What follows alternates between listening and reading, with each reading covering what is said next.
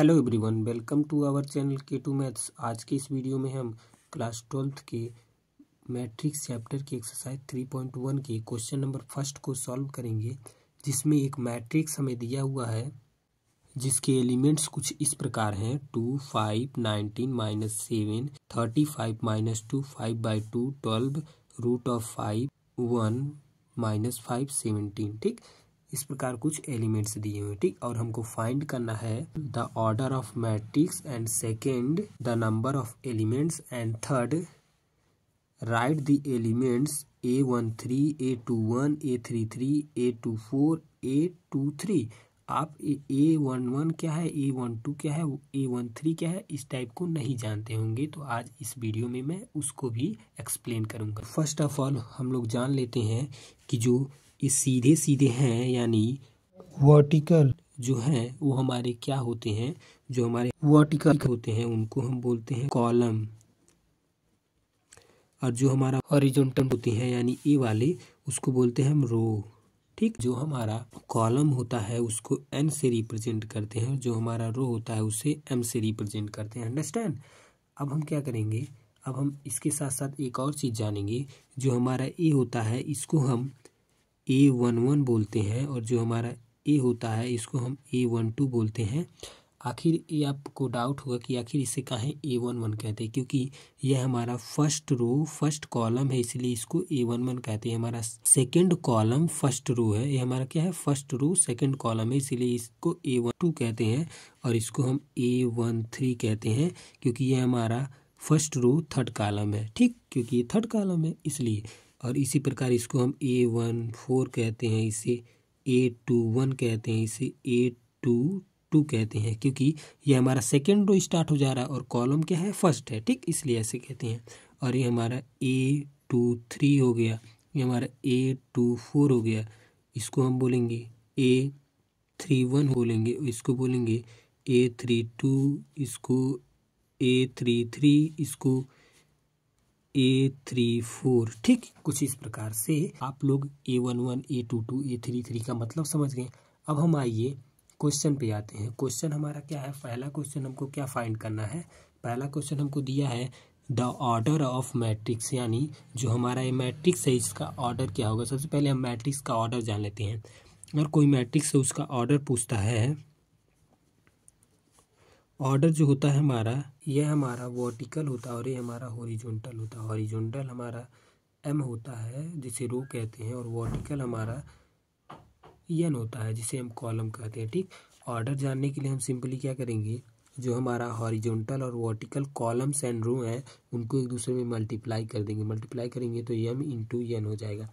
यही हमारे क्या होते हैं, यही हमारे ऑर्डर होते हैं एक मैट्रिक्स का। ठीक, तो इसमें जितने रो हैं और इसमें जितने कॉलम हैं वो दोनों एक दूसरे को मल्टीप्लाई कर देंगे तो वही हमारा क्या होगा, ऑर्डर हो जाएगा। तो आइए हम काउंट करते हैं। ये 1 रो, 2 रो, 3 रो, यानी 3 रो हैं, और कॉलम कितने हैं, 1 column, 2 column, 3 column, 4 column, 4 column है।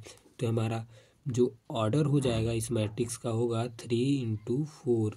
ठीक, इस तरह से हम सेकंड क्वेश्चन को फाइंड करेंगे। सेकंड क्वेश्चन में हमको दिया हुआ है द नंबर ऑफ एलिमेंट, यानी जो मैट्रिक्स हमारा दिया हुआ है ए वाला, इसमें कितने एलिमेंट्स हैं, यानी 1 2 3 4 5 6। इस तरह से काउंट करेंगे तो हमारा समय ज़्यादा कंज्यूम होगा। इस वजह से हम क्या करेंगे, जो हमारा हॉरिजॉन्टल एंड वर्टिकल यानी रो और कॉलम है उनके ऑर्डर को एक दूसरे से मल्टीप्लाई कर देंगे तो नहीं, ये हमारे एलिमेंट हो जाएंगे। ठीक, जैसा कि ये हमारा ऑर्डर दिख रहा है तो ऑर्डर लिख लेंगे। पहले हमारा ऑर्डर क्या है, 3 × 4, और इसको जब एक दूसरे से मल्टीप्लाई कर देंगे तो हमारा क्या आ जाएगा, नंबर ऑफ एलिमेंट्स आ जाएगा। तो आइए मल्टीप्लाई करते हैं, मल्टीप्लाई करेंगे तो आ जाएगा 12। यही हमारा आंसर हो जाएगा। ठीक, इस मैट्रिक्स में टोटल 12 एलिमेंट्स हैं। अगर आपको प्रूफ करना है तो आइए हम काउंट करके दिखा देते हैं। 1 2 3 4 5 6 7 8 9 10 11 12। 12 हमारे क्या है, एलिमेंट्स है। ठीक, एलिमेंट्स को फाइंड करने के लिए सिंपली हम क्या करेंगे, ऑर्डर को निकालेंगे। ऑर्डर जो होगा हमारा वो दोनों एक दूसरे को मल्टीप्लाई कर देंगे। मल्टीप्लाई जब करेंगे तो हमारा जितना आएगा वही हमारी नंबर ऑफ एलिमेंट्स हो जाएंगे। ठीक, जैसा कि हमने निकाल दिया यहाँ पे।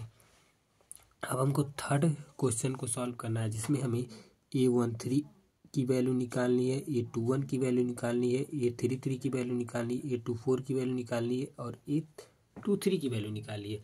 तो सिंपली हम मैट्रिक्स पे जाएंगे, मैट्रिक्स पे आ गए, हमें क्या निकालना है, A13 की वैल्यू। A13 की वैल्यू क्या है, 19 है। तो सिंपली हम यहाँ पे लिखेंगे A13 इज इक्वल टू 19। ठीक, अब यहाँ पे हमको A21 की वैल्यू चाहिए, तो A21 की वैल्यू निकालने के लिए फिर हम मैट्रिक्स पे जाएंगे, मैट्रिक्स पे जाएंगे तो यहाँ पे हमें A21 यहाँ दिख रहा है, तो A21 की वैल्यू क्या है, 35। ठीक, तो यहाँ पे लिखेंगे 35। अब हमको क्या चाहिए, A33 की वैल्यू चाहिए। फिर हम मैट्रिक्स में जाएंगे, मैट्रिक्स में आए तो हमको A33 की वैल्यू दिखी क्या, -5, -5। तो यहाँ पे A33 की वैल्यू क्या हो जाएगी, -5।